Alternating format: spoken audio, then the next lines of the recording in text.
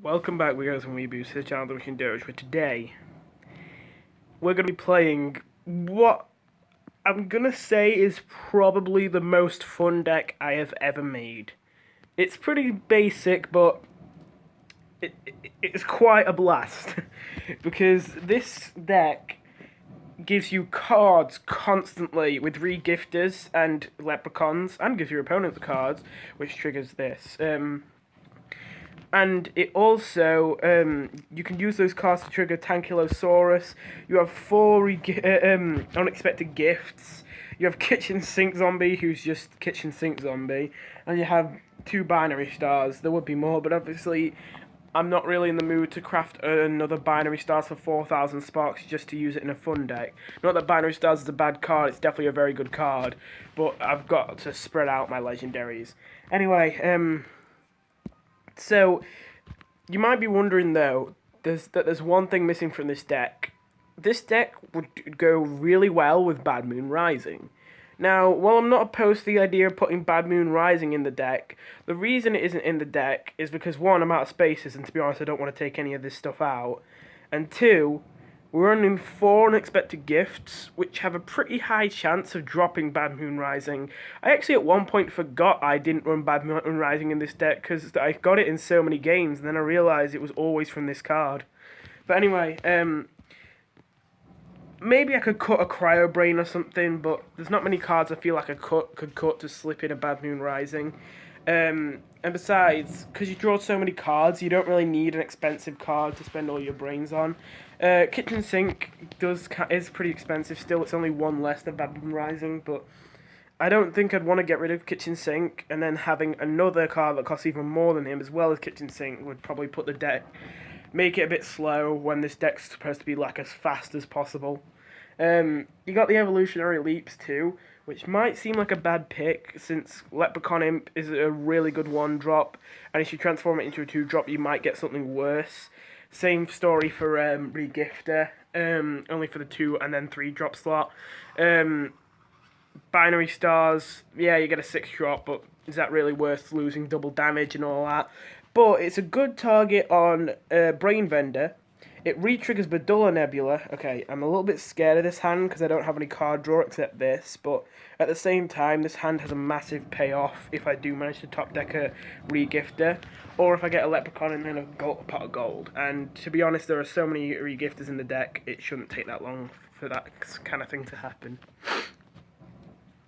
But anyway, for the same reason as the Z-Mech deck, I put in Conman, I didn't put in Conman for this to be a Conman deck, although it can be a Conman deck, because this deck does have, calm down, Wind. It does have, sorry, my brain's gone. Yeah, it does have 4 regifters and 4 unexpected gifts.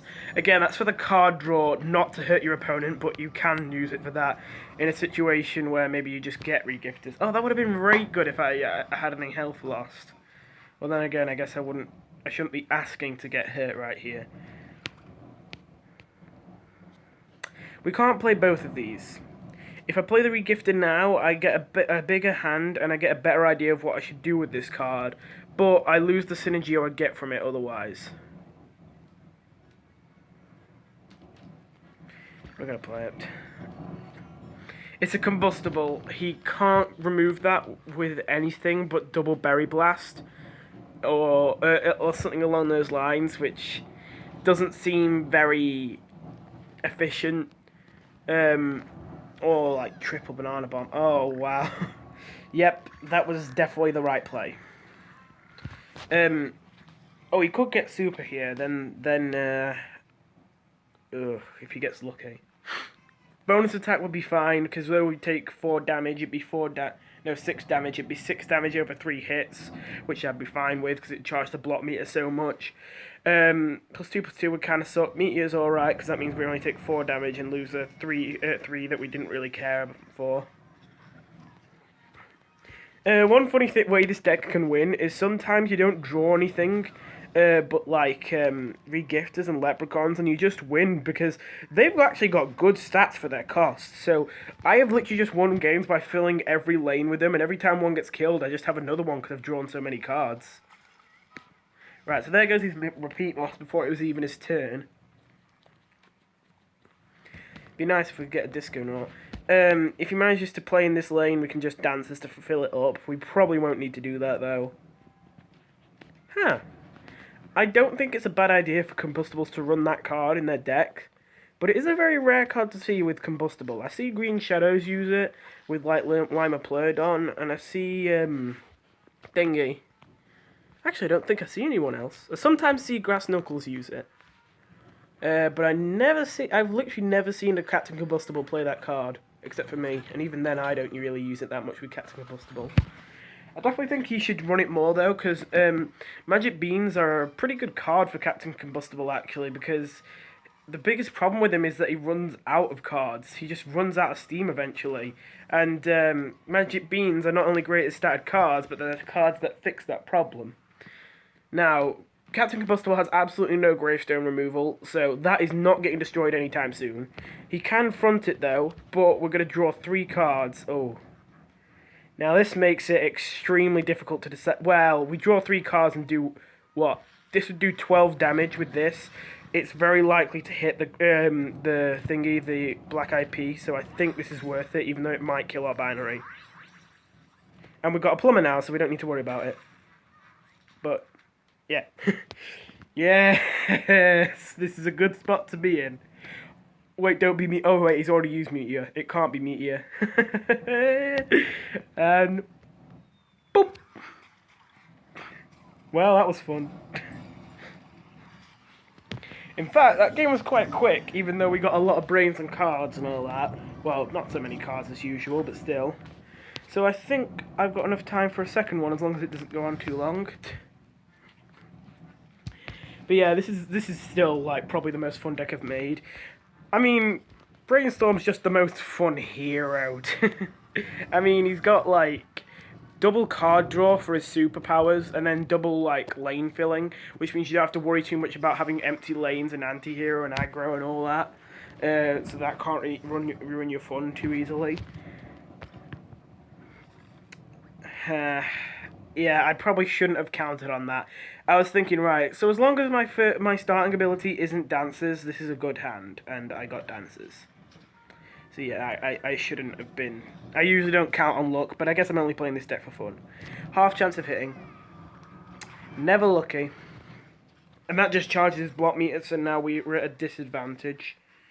Like, not even if he hadn't played the Poison Shroom, we'd be at a disadvantage right now. We can take the damage.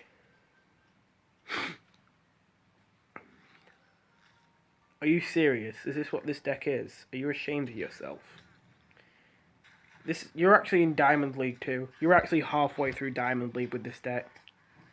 I really hope this is just like a strange starting kind of. This isn't usually how his deck goes. Because I'm going to be seriously disappointed in everyone who plays this game at Diamond League if they've been losing to this person. Losers to this person. It's coming, isn't it? Now, you might have said I should play Regifter there, but I get the feeling his second power might be Rain, and it'd be kind of sucky to lose a 3-2 in that situation. Also, if we've got pots of gold in the deck, then we're more likely to draw them if we put down Leprechaun before we play this. That's just a general turn order thing, you know. You want to have the chance of getting the pot of gold first. Now, although we're charging his block meter, that might actually be a good thing this time around. Just because, well, none of Nightcap's powers except for Super are that scary, and he's already used his Super. He kind of wasted it, to be honest. So, yeah, I don't think there's anything else that's particularly terrifying except for a Lucky Grow. Oh. Thanks, I was kind of scared. Oh man, we're just going to have our lanes filled with trash.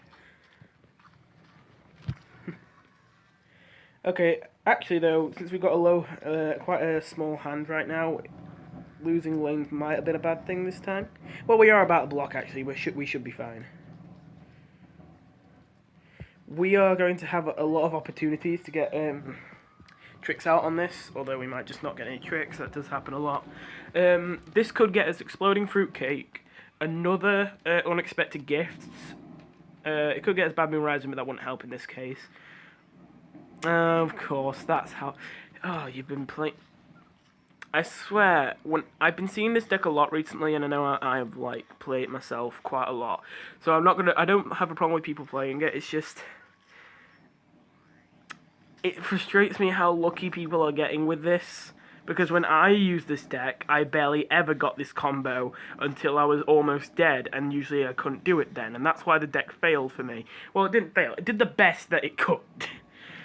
And yeah, every single other person I see doing this deck always seems to get the combo. I've only played one person who I think was playing this deck who didn't get the combo, ever. Every single other time I played a Nightcap who runs this card, and thingy, the Pint of the Grapes, they've always got the combo within a few turns, usually right from the beginning. It's driving me mad. And now we've got no minions. Are you serious? We have to play that. We need cheap minions at this point because he's gonna fill the board. They were useless at the beginning of the game, but now they're actually what we desperately need. I might literally just Bad Moon Rising that one cat. Because he's going to protect... Oh, you serious? Right, we've basically lost. He just needs to have one plant and two team-up plants. Or an amphibious plant. Right, okay, he needs to play one more plant. He needs a team-up or an amphibious and he's won. This luck is disgusting. I think I'm not sure. I think you've seen my deck succeed a lot on camera, but then if you haven't seen it off camera. Seriously, when I got to Taco League, I at one point had 12 games in a row without getting any Astro Shrooms, and only one time in those 12 games did I get Planet of the Grapes. That deck always get I barely ever get the combo, and that's why it's become more like a normal deck the longer I've had it around. That's the control deck. That's why it's become more like a normal deck the longer I've had it around. Like now it's got Shooting Starfruit in it. It's got less cheap cards just because the combo never comes for me, and yet for everyone else it always seems to come right quickly. I've seen a lot of people playing it recently, like all of a sudden a lot of my opponents are people running this deck. And it is really frustrating. But anyway, I'll leave it at that. I guess I'm just salty because I don't get lucky, but whatever. Bye.